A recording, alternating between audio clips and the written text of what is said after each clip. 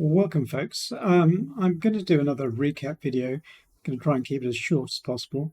I'm going to take a slightly different approach this time, in that I am not going to open up the Volume Leaders platform. I'm just going to go through all the tweets that Bruce has spun out in the last few days, sort of through the end of Thursday onwards, Friday and the weekend. It's currently Monday, the 23rd of October, and we've just had options expiry last Friday. The reason why I'm not... Okay, the very first trade we're going to look at is in SPY. Even though my date says October the 20th, that's Australian time, so this effectively happened on Thursday, the 19th of October.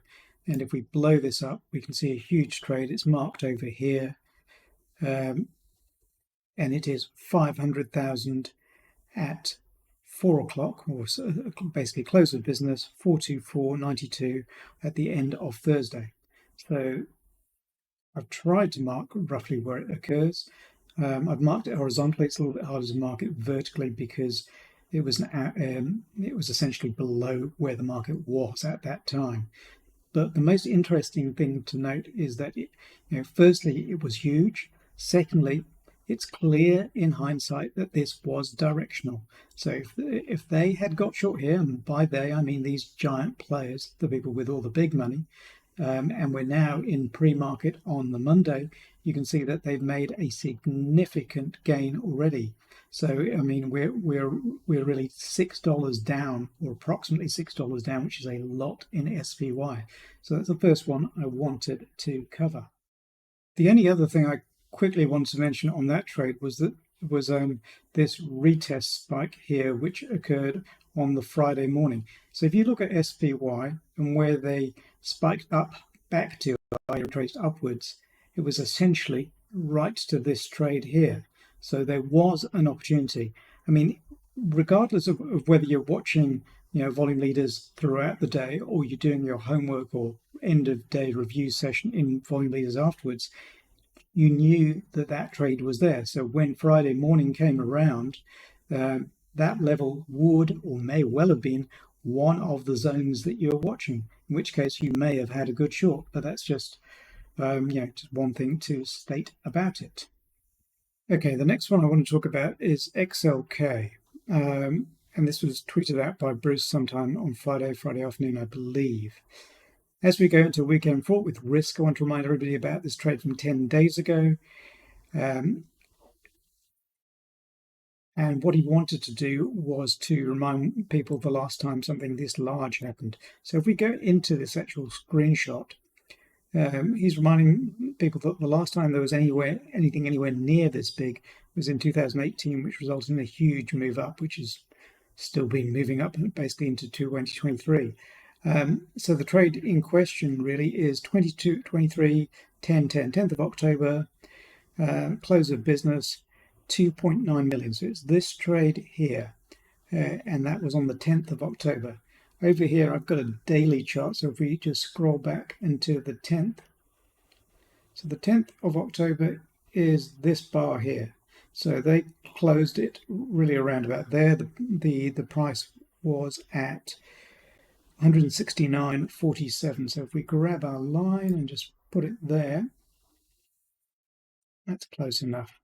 So essentially, since that trade was put on, there's been a huge move down. So they may have wiggled around. Sometimes these huge trades can take days to resolve. So if that one happened then, it took 1, 2, 3, 4 days really to resolve that, and now we're moving lower, and maybe we've got this swing low, which is still quite a little bit lower in their sights. So that is the very next one. And then if we move up to Google, another example here. So October the 13th, big trade. Let me just put this up here, Google. Big trade, and we see again close of business, basically 4 o'clock, 6.57 million at 139.09. So if we grab our line 139.09 and we try and get it roughly about there. So essentially that was on the 16th. So if we scroll back, to the 16th. Yep, close of business there. So again, it took 1, 2, 3 days to resolve, and now we are considerably lower. If you look at the pre-market level there, we're down to 134.79. So that is a big drop of over $4 in Google. And the final equities tweet I wish to point out was again on Friday. IWM, exactly 1.8 million shares transacted last night and just reported out of sequence. Bruce viewed this as a very large opening short position into yesterday's close on an index that's taken a serious beating. So if we go through each of these images, so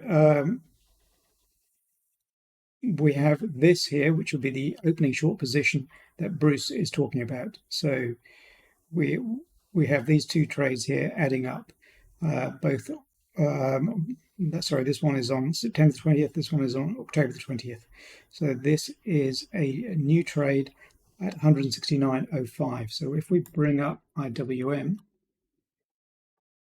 and we put our line across at 169.05,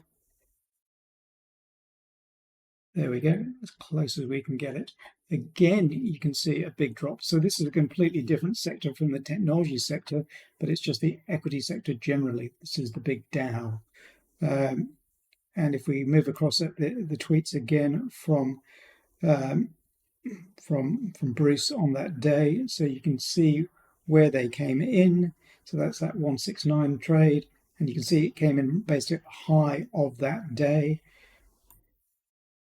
And we can see in history where these large trades have occurred in IWM, certainly in the last few months, and what has resulted each time. And on these three occasions, or the previous two, certainly, we've had big down moves. Since we're now talking in hindsight, it looks like to have been 3 with big down moves. So again, interesting. And now we'll switch across sector. Okay, I'm going to wrap up now. I wanted to keep this video short, so I won't go through the oil sector and the gas sector in this video. I'll have to cover them up some other time. And I'm just pulling up a page of the largest trades on Friday by percentage, just to end this video. But the point I'd like to make again is that this platform is incredibly simple, and whatever you're using, you really want your platform or your tools to show you where the largest players are playing. Now, that platform may be in stocks, it may be in ETFs, maybe in options, maybe in futures, but it's just something that I have found, and I think Bruce has found, to be quite useful in our trading. Sometimes if you do not know where they're playing, you can be trading a little bit blind, and there is a big danger there. I think as I speak, the market's come a long way down in ETH. So you've just got to be aware of when these big players are making their big moves, because unless you're following their coattails, it can be best to stand aside.